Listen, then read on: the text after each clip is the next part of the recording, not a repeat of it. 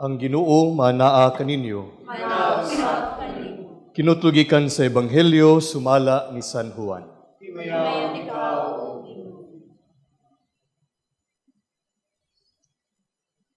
Niadtong higayuna hapit na ang pangilin sa pagsaylo. Busa miadto si Jesus sa Jerusalem. Dito sa templo nakita niya ang mga tao nga manaligyag mga baka, mga karnero ug mga salampati. Nakita usab niya ang mga mangingilis ug kwarta. Unya si Jesus naghimog latigo nga linubid ug giabog niya ang tanang mananap, ang mga karnero ug mga baka ngadto sa gawas sa templo. Gilimbuad usab niya ang mga lamisa sa mga mangingilis ug kwarta ug gisalibay ang ilang mga sinsilyo. Ug iyang gimanduan ang mga tawo nga maligyag mga salampati. Dad-a kini sa gawas, ayaw ninyo himuang merkado, ang balay sa akong amahan. Unya na hinumdum ang iyang mga tinun-an nga ang kasulatan nag-ingon. Ang akong pagmahal sa imong balay, O Dios, nagdilaab sulod kanako sama sa kalayo. Unya nangutana kaniya ang kadagkuan sa mga Hudiyo. Unsay ilhanan nga ikapakita mo aron pagmatuod nga may katungod ka pagbuhat niini? Si Jesus mitubag, "Gub-an ninyo kining maong templo ug tukuron ko kini pag-usab sulod sa 3 ka adlaw." Sila mingon kaniya, "Kap-atan ug 6 ka tuig ang pagbuhat nining templuha, unya tukuron mo kini pag-usab sulod lamang sa 3 ka adlaw?" Apan ang templo nga gihisgutan ni Jesus mao ang iyang lawas. Husa sa dihang nabanhaw na siya, nahinumdum ang iyang mga tinun-an nga gisulti niya kini ug mituo sila sa kasulatan ug sa gisulti ni Jesus. Samtang si Jesus dito pa sa Jerusalem panahon sa pangilin sa pagsaylo, daghan ang nanuo kaniya sa pagkakita nila sa mga milagro nga iyang gihimo. Apan si Jesus wala mosalig kanila. Sanglit na sayod man siya sa tanang tao. Walay kinahanglan nga sultihan siya, ni bisan kinsa mahitungod sa mga tao, kay nasayod naman siya kun unsa ang anaa sa ilang kasing-kasing. Ang Ebanghelyo sa Ginoo.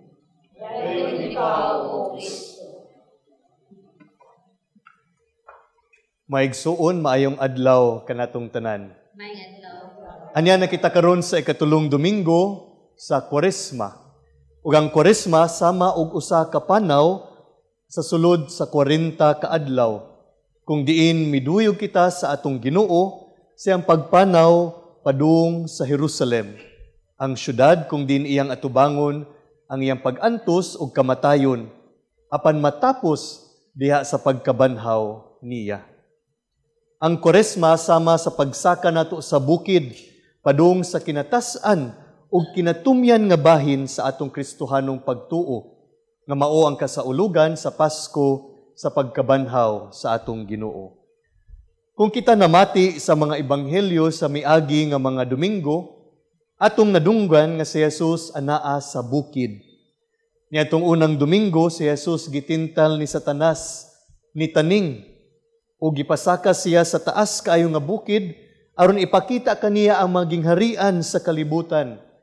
Apan wala gayud misimba si Jesus kang Satanas nga misaad nga muhatag kaniya niini.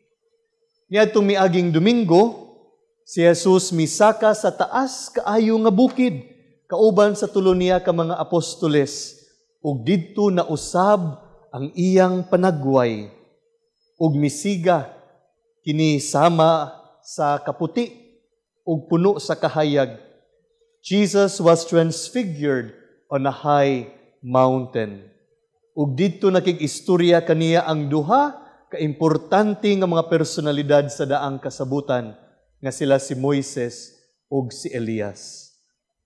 Karong Domingguha mga kaigsuunan, si Jesus miadto sa Jerusalem nga anaa nahimutang sa usa ka bukid.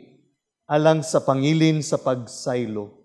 Kung atong hinumduman, mga kaigsuunan, kini nga pangilin, usa ka pagbalik lantaw sa kagawasan sa mga Israelita, gikan sa mga Ehiptohanon.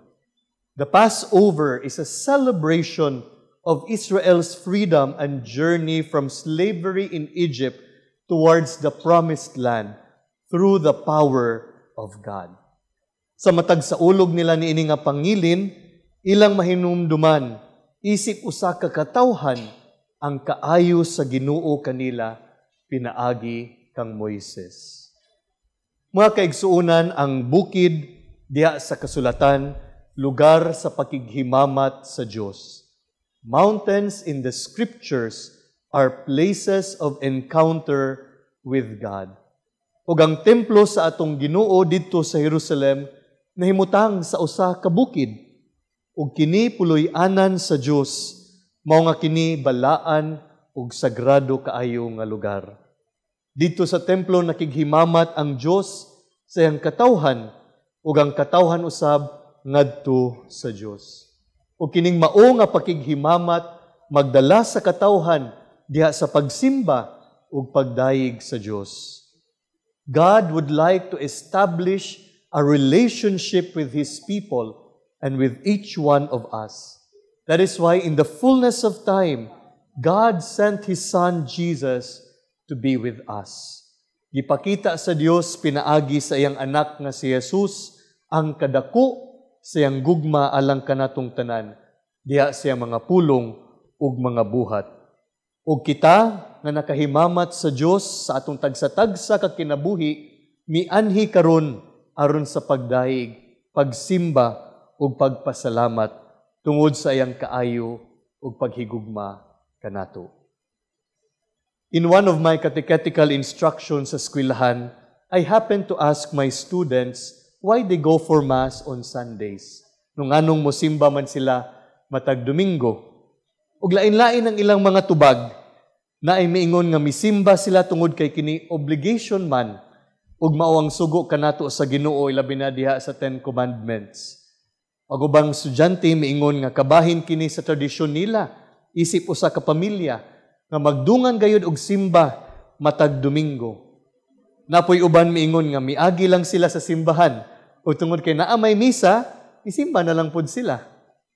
Ug ganaay pipila nga miingon, Father, misimba kami tungod kay among nakita nga kami nagkinahanglan sa Ginoo sa among kinabuhi.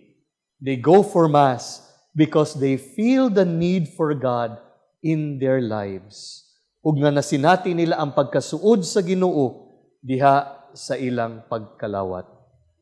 Mga igsuon, kung kita ang pangutan-on karon, nganong misimba man kita ug miapil nining atong kasaulugan karon? Unsa man ang nagdala kanato dinhi aron sa pagsimba sa atong Ginoo? Matag usa kanato anaa gayoy lain-lain nga tubag apan sa dili pa nato o panindot kaayo nga pamalandungan nato ang tubag nining mao nga pangutana. Sa atong ebanghelyo karon si Jesus miadto sa templo aron pagsimba sa Amahan.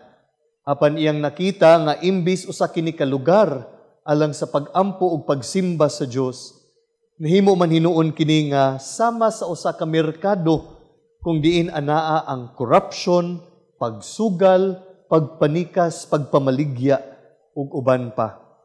Iyang gipahinumduman silang tanan nga ang templo usa ka lugar kung diin ang Ginoo makighimamat kanato ug dili usa ka lugar nga sama og merkado.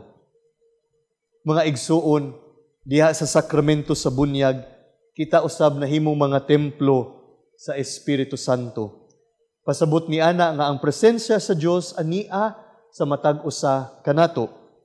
Ang Ginoo nagpuyo dinhi sa atong kinabuhi ug nga kinahanglan gayud nato ang paglimpyo usab niini sama sa gibuhat sa atong Ginoo sa ebanghelyo. Buot sa atong Ginoong Hesus nga limpyuhan ang atong mga kasing-kasing ug ang atong kinabuhi aron ang Dios makapuyo gayud kanato ug nga kita makahimamat kaniya diha sa atong tagsa-tagsa ka kinabuhi. Nining panahon sa Koresma, ato unta nga dawaton ang sakramento sa kumpisal ug ang pagpakighiuli aron antong masinati ang gugma ug ang pasaylo sa atong Ginoo. Pinaagi ni ana malimpyo ang atong konsensya, ang atong kasing-kasing ug magpuyo kitag malinawon ug malipayon nga kinabuhi. Mga igsuon ko diha ni Kristo, ang Ginoo nagpuyo sa matag usa kanato. Ang bukid nga atong pagasakon mao na ang bukid sa atong kinabuhi. Tungod kay anaa ang Ginoo nagapuyo kanato. Hinaot paunta nga ato usab nga dad-on ang atong isig katawo paduol kaniya diha sa atong pagpuyo ug maayo ug balaan nga kinabuhi. Mao kini ang atong pangayuon nining atong santos nga misa karon. Amen.